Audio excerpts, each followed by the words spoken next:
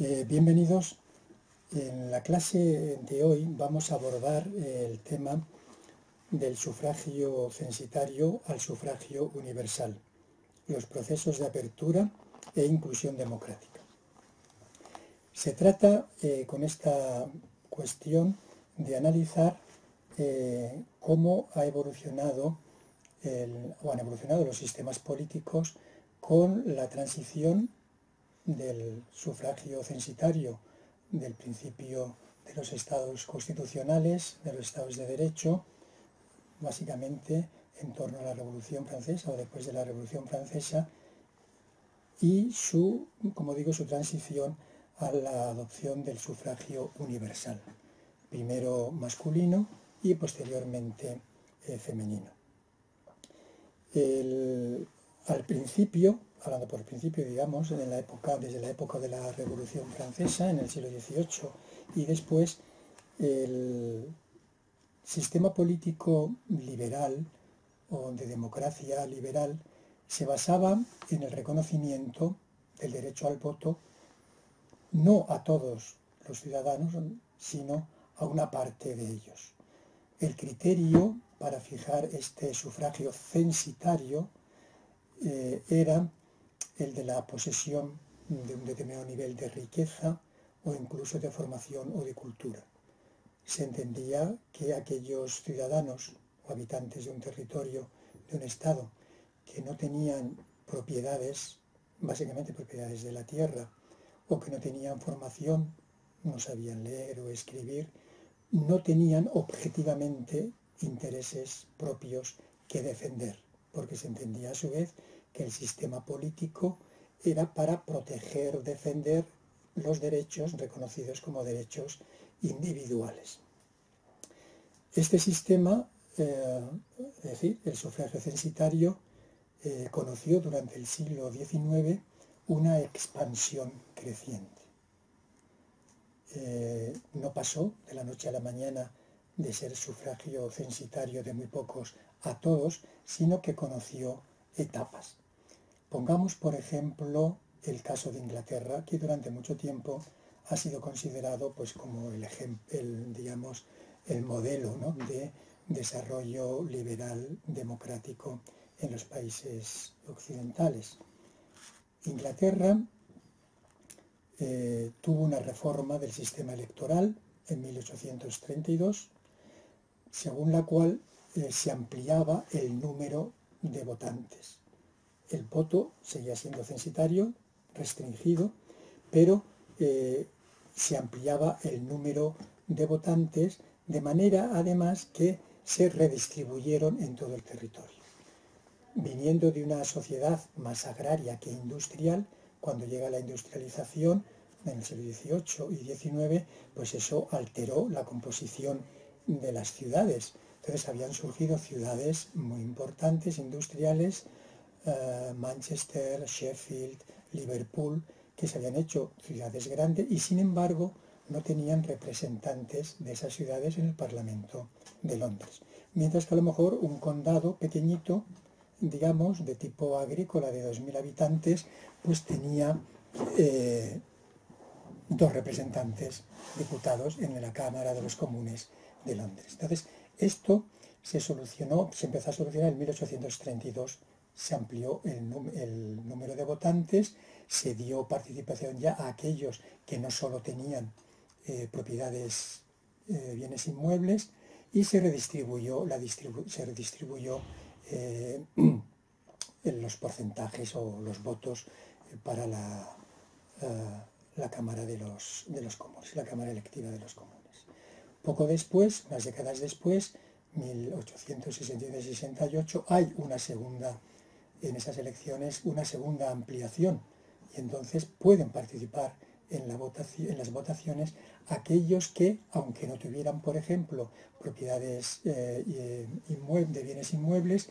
sin embargo, tuvieran una renta, un sueldo fijo o pagaran un alquiler que demostrara que tenían una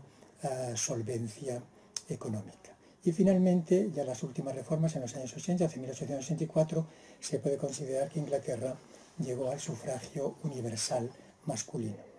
Habría que esperar como en otros muchos estados, la inmensa mayoría, a la Primera Guerra Mundial para que se extendiera el voto también a las mujeres. El porqué de esto que ocurrió prácticamente en toda Europa y en los otros países, o incluso en territorios dependientes, coloniales dependientes de los países europeos, porque en la Primera Guerra Mundial se había puesto de manifiesto el importante papel de las mujeres también, ¿verdad? En la retaguardia, en la producción de bienes, mientras los varones estaban en la guerra. O se vio, por ejemplo, en el caso alemán, es un caso también peculiar, porque Alemania, la Alemania Unida desde 1870, contaba con un parlamento nacional, ¿verdad? El Reichstag, para el que votaban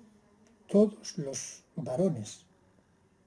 mientras que Alemania, que ya era un estado federal, en algunos de los estados, sobre todo en el más grande, en Prusia, no tenían un voto directo e igual. Y sin embargo, esos prusianos jóvenes habían ido a la guerra, a la Primera Guerra Mundial, y habían muerto muchos de ellos por la patria común alemana. Entonces parecía un despropósito y una incoherencia que tuvieran capacidad para dar la vida por su patria y sin embargo no tuvieran derecho al voto. Por lo tanto, el voto que ya lo tenían reconocido a nivel nacional hizo que se transformara también en los estados aquellos que no lo tenían. Y además eso implicó también una transformación, en concreto en Alemania, de avanzar en las últimas semanas de la guerra hacia un sistema de gobierno parlamentario, es decir, que el Parlamento eligiera al gobierno. Algo que antes no había pasado. Pues bien, después de la Primera Guerra Mundial son muchos los estados que conocen esta ampliación del sufragio a las mujeres y algunos, pues curiosamente, estados considerados muy desarrollados desde otro punto de vista, sin embargo, hasta los años 70 del siglo XX no han dado el voto a las mujeres, como fue el caso de Suiza. Lo importante en esta exposición somera, breve, de la transición del sufragio censitario al sufragio universal es tener siempre presente las causas por las que se defendía el sufragio censitario solo para unos pocos, que se fue ampliando, y luego el sufragio universal masculino y femenino, para llegar a una igualación, a un reconocimiento de que el voto ciudadano pues está en ese caso ya por encima de las diferencias de sexo o por las diferencias de religión u otras, o por las diferencias también de posición económica o social, estando abierto a todos los ciudadanos que tuvieran una determinada edad. Pero lo importante a señalar con esta evolución es que la extensión del sufragio implicó, como consecuencia lógica y fáctica, de hecho, la creación de partidos políticos fuertemente centralizados e incluso burocratizados. Me explico. Cuando solo votaban muy pocos, un porcentaje mínimo del conjunto de los habitantes de un territorio, pues entonces los partidos políticos prácticamente no hacían falta, porque los pocos que votaban pues podían conocerse o podían elegir a sus representantes, que tampoco les unía luego en el Parlamento ningún vínculo más especial, más que que se conocían allí, podían coincidir, pues unos eran más liberales, otros eran más conservadores, otros eran de otra orientación algo distinta. Sin embargo, cuando el voto se extiende a todos, primero a todos los varones y luego a todas, incluidas también las mujeres, entonces los partidos políticos como organizaciones que difunden un programa, que buscan el voto para que los elijan y poder llegar al gobierno y al Parlamento y luego al gobierno y poder realizar esos objetivos, se hacen necesarios e imprescindibles. Y no solo que se hagan necesarios e imprescindibles, sino que tienen además que organizarse como auténticas entidades fuertemente centralizadas, burocratizadas, porque tienen que diseñar un programa, tienen que diseñar planes de acción, tienen que diseñar planes de propaganda, tienen que diseñar planes para buscar, por ejemplo, jóvenes que se integren en esos partidos, tienen que dedicarse a tener una propia prensa política, los partidos para difundir o comunicarse a través de ellos. Es decir, que se comportan como una entidad burocratizada. E insisto en ello precisamente porque estamos en unos años en donde el sistema representativo de la democracia y el papel de los partidos políticos está siendo cuestionado, está siendo criticado, y algunos piensan pues que se puede obviar, se puede prescindir o fácilmente de los partidos políticos. Sin embargo, todo el proceso de extensión del sufragio ha ido acompañado de la creación, fortalecimiento, centralización y burocratización como algo inevitable de los partidos políticos. Por supuesto, los grados de centralización, de opacidad, de oligarquización de los partidos varía también según las culturas políticas, según los sistemas políticos, pero en cualquier caso los partidos se han tenido que convertir en agentes de mediación entre, ¿verdad?, los electores y los parlamentos para los que son elegidos y para los gobiernos que salgan de los parlamentos de una manera directa o indirecta. Este es un punto el que hay que tener precisamente en cuenta a la hora de analizar si los partidos políticos, con esa función necesaria e inevitable, sin embargo, producen también un abismo, a veces una desafección, decimos ahora, entre el conjunto de la ciudadanía y los propios partidos políticos y los intereses políticos colectivos que los partidos políticos gestionan. Lo gestionan porque se convierten en los mediadores entre las instituciones del Estado, básicamente legislativo y ejecutivo, y los propios deseos o preferencias de los votantes, de los ciudadanos electores. Y aquí yo quisiera mencionar, en este conjunto, digamos, de problemas que hay con la extensión del sufragio, con la inevitable burocratización de los partidos y con la posibilidad, además, ya en un sistema representativo con partidos políticos fuertes, consolidados, de exclusión, de hecho, de partes de la ciudadanía que no se sientan integradas o que no voten o que no le dan importancia a interesarse más por la política. Veo dos problemas importantes. El primero de ellos es que los sistemas democráticos actuales con sufragio universal se rigen por el principio de la mayoría, y esto ya viene de hace siglos, en donde es John Locke claramente en el siglo XVII, el principio de la mayoría es el que decide, porque la mayoría es como la que marca la línea hacia el futuro, habida cuenta además de que resulta prácticamente inviable que toda una comunidad política de millones se puedan reunir en un solo espacio, en un solo momento, para dar conjuntamente su opinión, su preferencia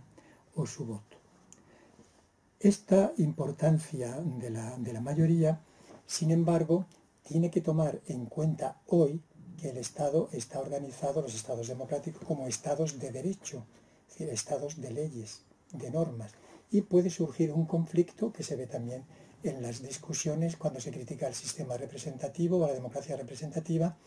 un conflicto a veces entre voluntad de la mayoría, voluntad de las preferencias de la mayoría y Estado de Derecho con su conjunto de leyes, con su jerarquía de leyes. Es decir, la mayoría tiene que aceptar en el Estado de Derecho que el Estado de Derecho tiene una estructura legal, ¿verdad?, que no puede estar sometida al vaivén,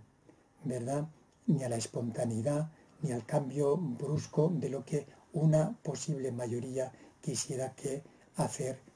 frente o contra el Estado de Derecho. Eso es un problema conflictivo y se ve en las discusiones de los políticos y en las discusiones de los medios o en los movimientos, sobre todo últimos, de crítica, revisión, protesta y propuesta de alternativas frente al sistema representativo. El otro conjunto de problemas creo que tiene que ver también con la inclusión de los ciudadanos, con el papel del Estado. Y aquí se produce, digamos, una especie de paradoja, en el sentido de que para las instituciones del Estado, Parlamento, Gobierno, hay unos plazos cortos, cada 4 años, cada 5. En los sistemas presidencialistas a lo mejor se elige presidente cada 5 o cada 7, o para los sistemas legislativos o de gobierno parlamentario, pues en fin, el jefe de gobierno, como sea el Parlamento, van juntos. Es decir, que en la elección de los gobiernos suele haber un ritmo corto, mientras que la acción del Estado, como una institución permanente que sobrevive al cambio de los gobernantes y de los partidos políticos, necesita la coordinación de muchos otros factores económicos, sociales, situación internacional, para poder llevar a cabo los propios objetivos que son interesantes, preferidos por los propios ciudadanos. Lo cual quiere decir que la referencia que decía antes al Estado de Derecho y al papel del Estado, aunque a veces ahora parece que por motivos internacionales o por la creación de instituciones supraestatales, la soberanía de los estados nacionales está puesta en cuestión y está reduciéndose. Sin embargo, hay como una necesidad de que esa institución permanente, ¿verdad?, se coordine con otros agentes sociales y no solo esté al ritmo de las elecciones o al ritmo de la formación de los gobiernos. Es decir, que tiene que haber también, tomar en cuenta otras instituciones como puedan ser organizaciones patronales, organizaciones sindicales, otras organizaciones de ciudadanos, banco emisor, que tienen que estar coordinados en el largo plazo para que no se produzca un fallo estructural en el sistema político y social. Es decir, que por un lado estamos asistiendo como final de una etapa ya de consolidación del sufragio universal masculino y femenino. Sin embargo, este proceso, que ha llevado anejo necesariamente la formación de partidos políticos, ha producido a su vez que los partidos políticos monopolicen la propia vida y las decisiones políticas y alejen a los ciudadanos de esos partidos políticos y por lo tanto del Estado. Pero por eso llamo la atención sobre este fenómeno de que el Estado sigue siendo necesario, coordinado con muchos más agentes, más que son los partidos políticos, y además los partidos políticos tienen que ver efectivamente que son necesarios e inevitables, pero a su vez eliminar, superar esos abismos o desafecciones que se están